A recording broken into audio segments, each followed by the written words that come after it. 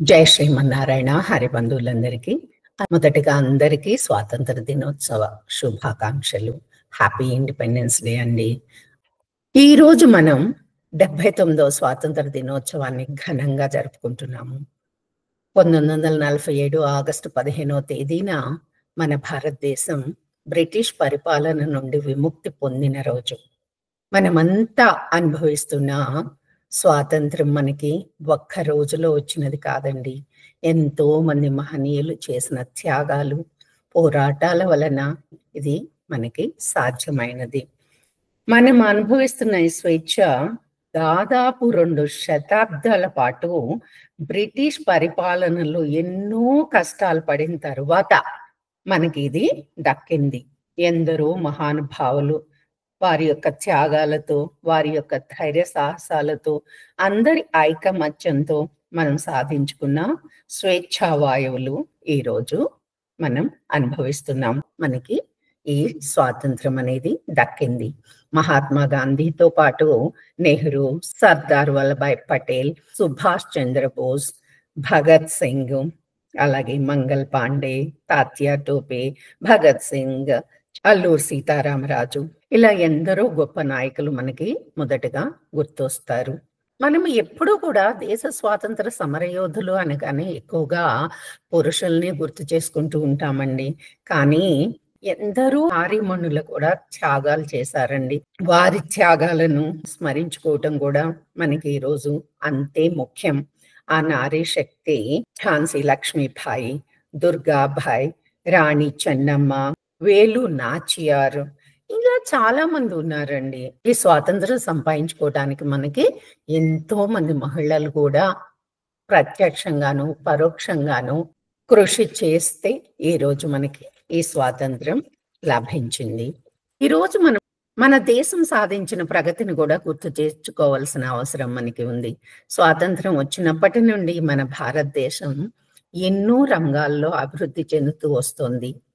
ముఖ్యంగా వ్యవసాయము, విద్య, వైద్య, పరిశ్రమలు, అలాగే సాంకేతిక పరిజ్ఞానం వంటి రంగాలలో కూడా ఇతర దేశాలకు ధీటుగా నిలుస్తూ వస్తుంది మన భారతదేశం.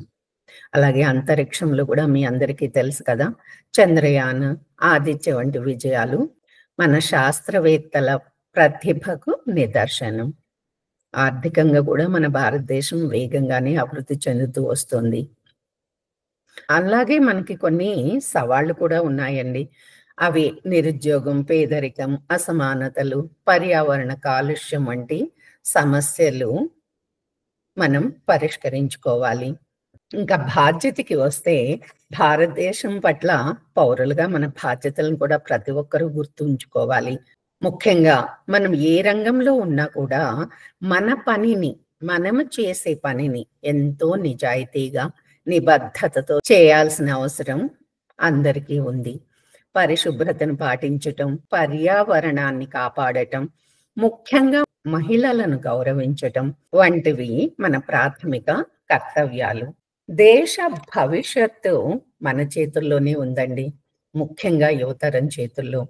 వాళ్ళ కొత్త కొత్త ఆలోచనలు దేశ అభివృద్ధిలో ఎంతో కీలక పాత్ర వహిస్తాయి. దేశాన్ని ముందుకు నడిపించాల్సిన బాధ్యత యువతకి 100% ఉంది. స్వాతంత్రం అనేది కేవలం ఒక్కరోజు పండుగ లేదా ఒక్కరోజు వేడుక కాదు సుమా. ఇది నిరంతరం మన మనసులో ఉండాల్సిన ఒక ప్రత్యేక భావన. మనం అంతా కలిసికట్టుగా ఐకమత్యంతో ఉంటేనే మన దేశం ప్రపంచ దేశాలలో గొప్పగా నిలుస్తుంది. అలాగే మన దేశంలో ఎన్నో మతాలు, భాషలు ఉన్నప్పటికీ మనందరం కూడా భారతీయులమనే భావనతో ముందుకెళ్ళటం మనందరం చేయవలసిన పని. మళ్ళీ ఒక్కసారి ఈ స్వాతంత్ర సమర యోధుల త్యాగాలను స్మరించుకుంటూ వారి ఆశయాలను ముందుకు తీసుకువెళ్ళే ప్రయత్నం మనం చేద్దాం. జై హింద్.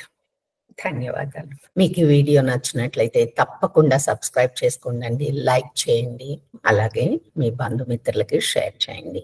ఉంటాను. మీ వాణి సత్య.